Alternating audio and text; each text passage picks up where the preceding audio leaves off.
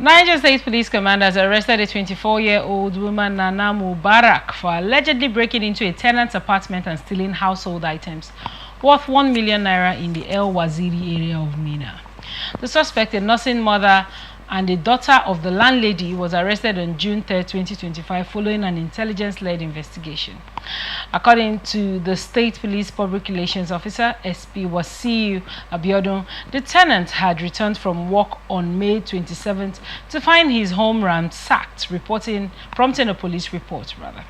A search conducted at Mubarak's residence in Angwan BD led to the recovery of all stolen items except a plasma television, which he admitted selling for 55,000 naira. The buyer was also traced and the TV was recovered. Recovered items include a 32-inch LG plasma TV, electric stove, half bag of charcoal, gas cylinder, electric blender, extension boxes, kitchen utensils, cooking pots, and several household essentials, including 18 pieces of wrappers. Mubarak and the buyer have both been charged to court. If I were to ask you, Mr. Akrika, do you think this stemmed also from hardship? My Otaria, the problem we have in Nigeria, it's so ambiguous. Now, hardship, there's hardship, there's a place for hardship, and there's a place for constructive reasoning. I mean, constructive reasoning. Now, selling off too many things and even a buyer and this, it's uncalled for. It's not really. We know, yes, the country things may be hard. Maybe hard. Maybe hard. No, maybe hard per se. Why I say maybe hard is that there's a cliche I read something. They said there's no food for a lazy man. Does not mean that someone whose mother owns a restaurant, it means that he or she will not eat. And it's true. So if you say there's no food for a lazy man, someone that the mother owns a restaurant will be eating. So that's on a lighter note. But why I say maybe the word maybe hard is right. That at one point, if you're doing your part as a young man, and a young lady, let me use the word hustling. You're working hard. You are venturing into things because three things you must do. It's either you go to school, you learn handwork, or you're into business. Right. So any of this, and maybe you're doing yes. The Bible says, "I will bless the works of your hands." Now when you sit and you wait for others to work and you steal from them, or maybe you wait for others to, or maybe you think that maybe you go into puzzle games and all that. Maybe you use 100 naira to win 10 million naira, and you just instead of you to even plant, you would have even planted the 100 naira on the soil. Let's say it germinates. Than to say you go play into these games and all that. So, aside from that, now coming into this, hardship is on one part, but intention is the major key. Right. Intention of you want to make it on the fast lane. This is the fast lane that causes all this. Right. So, if and the fast lane is really hitting more on this JC generation. Why you think they don't want to work? Or you think there are no jobs? There are no jobs per se. I'm using the word per se. Why are we per se? Yes, no. Why I say per se? Like for example, we have a job of 10,000. Do you know how many graduates are in Nigeria? Yes. You're a doctor, incoming. How much do you spend on tuition?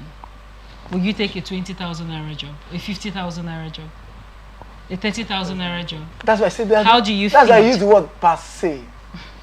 Based on the economy per se, because you don't expect a graduate or someone. Now, that's why I say the government on the own part. There was a time in this country that a particular government, I don't want to call the name of the government, but all of us know, promised everyone that they will pay in the sum of 20,000 naira to use whether you're working or not.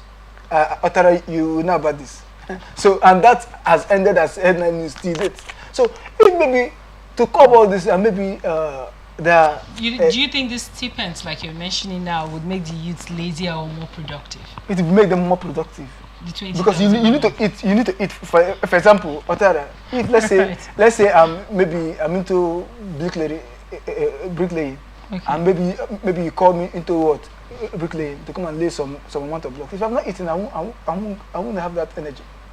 But let's say maybe I had something that I've eaten, so I can lay maybe 200 blocks on the go.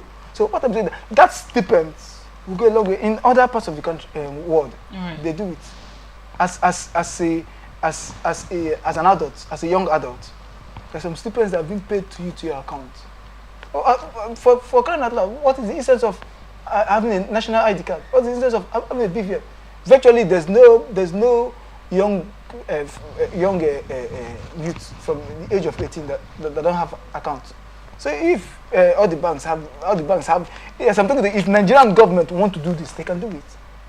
To pay 30,000 minimum. Is Nigeria stable enough for this action, especially because we run a borrowing system of government? Nigerian government decides to borrow. Yes, they want to borrow because the mineral resources that we have in this country. Nigeria is supposed to be heaven on earth. In fact, UK should be learning under Nigeria. Do you know how many mineral resources that we have? I'm not talking about crude. Even before crude came into, we have cocoa farm. We have I'm not talking about oil companies. We have palm oil. All these things are things that we can. Do you know how many things you can generate from palm tree? Right. Okay. That apart from cassava farm, we have so many things. God has blessed Nigeria.